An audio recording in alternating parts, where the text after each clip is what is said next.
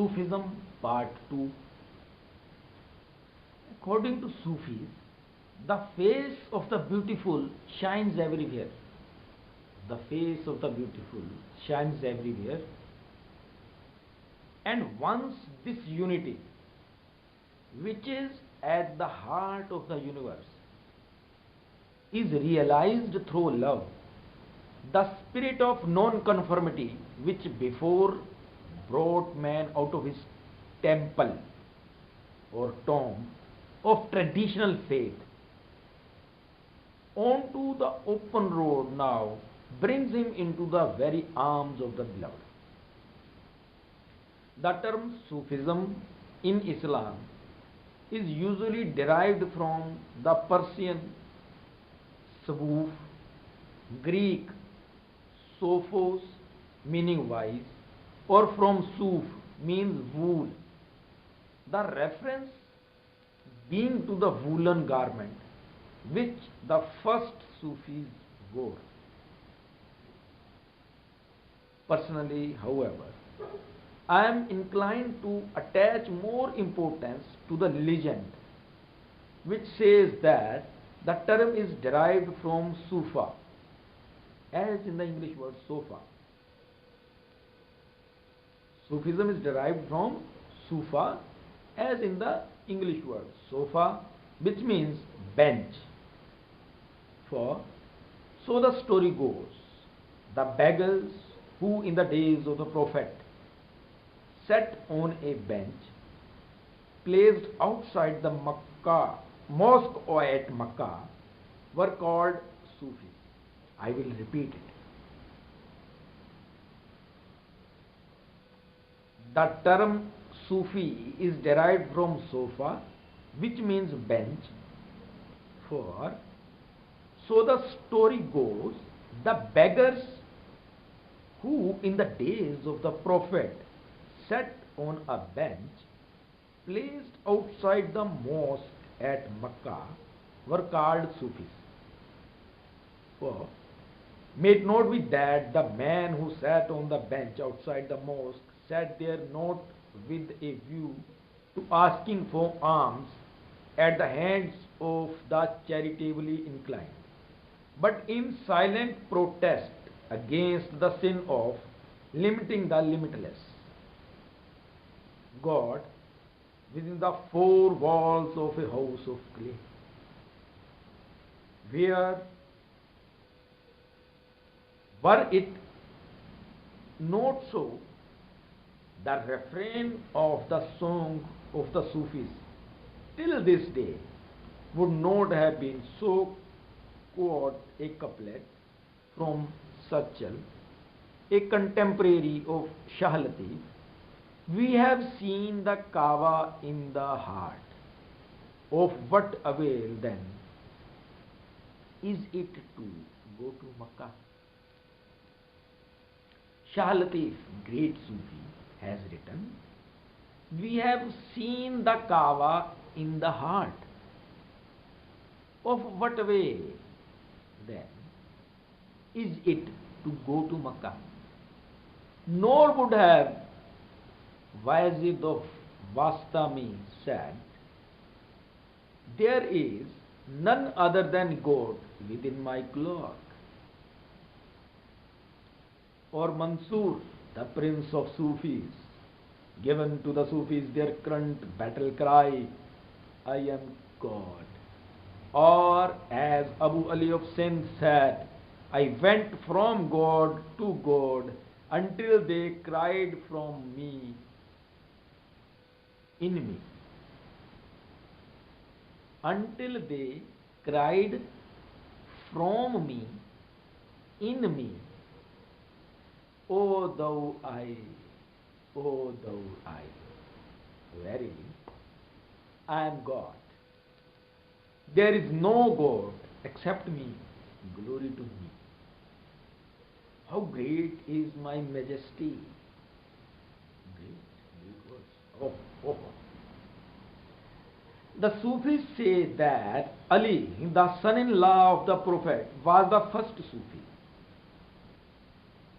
And this is not probable because the germs of this religion of unity are in the Quran itself.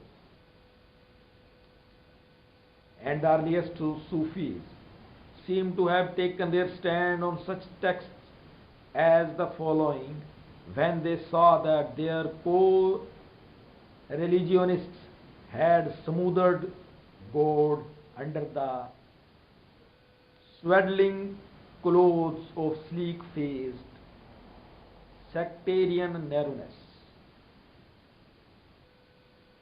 And to God belongeth the east and the west, and whithersoever ye turn is the face of God. Thou didst not slay them, thy enemies, but God slew them, and in all is from God. Let the heart of the Sufi, says Tarfiman al-Ashwaq, be wholly filled by the sublime conceptions of all embracing unity and all conquering love, which from the real basis whereon the rest is built. How is this unity of divinity to be realized? This is really a great question. How is the unity of divinity to be realized? Through love. The only way is love, which alone makes one's life's relationships lucid and luminous. Says Jalaluddin, the author of Masnava-i-Manain. Masnava-i-Manain, Jalaluddin, his words are, the more a man loves, the deeper he penetrates the divine purposes. Very important thing, the meaning of love. The more a man loves, the deeper he penetrates the divine purposes. Love is the astrolabe. Love is the astrolabe of heavenly mysteries. The eye salve which clears the spiritual eye and makes it clairvoyant. Oh my God. And love, says Sufi, can be evoked from the heart of man only by the appeal of beauty, nature. I would repeat these two lines. Love, says the Sufi, can be evoked from the heart of man only by the appeal of beauty.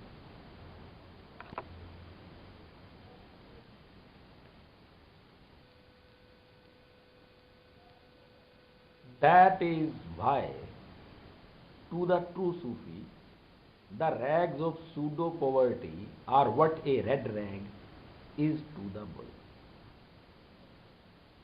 And the unkempt appearance and the mien of mendicancy as if the besmearing of divine face, which shines everywhere.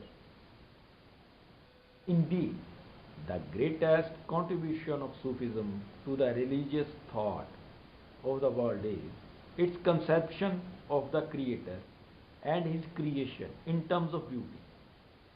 The nucleus of this conception may have been detected by the earliest Sufis in the following text in the Quran. I was a hidden treasure and I desired to be known. So I created creation in order that I might be known. These are the words from Quran Sharif. Great word. There is also a beautiful passage in Yusuf Zulaykha of Jami. wherever beauty dwells, such is its nature and its heritage. From everlasting beauty, which emerged from lamps of purity to shine upon the worlds and all the souls which dwell there, each speck of matter did he constitute, a mirror causing each one to reflect the beauty of his visage. From the rose flashed forth his beauty, and the nightingale, beholding it, loved madly. From that fire the candle drew the lustre which beguiles the moth to immolation. And for taking his lessons in love, man need not go to forest and seek a teacher there. There is no need. Another, a Persian song says about that. In the school of love, the ABC or the first and the greatest lesson is to be out of oneself. Go and tell the pilgrims on the path of love that on this path to take the first step is to reach the goal, that is love. This brings us on to two other standpoints of the Sufis.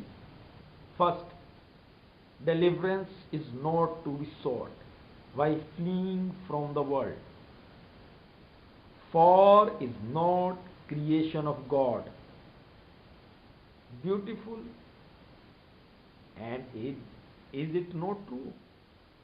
To quote the Quran again, that there is nothing which does not celebrate his praise. Quran Sharif. There is nothing which does not celebrate his praise. These are the words from Quran Sharif. Secondly, the lesson of love may be learned here and now in our human world and in the company of our family and friends. Says Jami in Yusuf al-Zulaikha, our AVC are rightly apprehended. How canst thou con the pages of the Quran? That is why the Sufis call God beloved and consider this world as the pageant, panorama and playground of his love.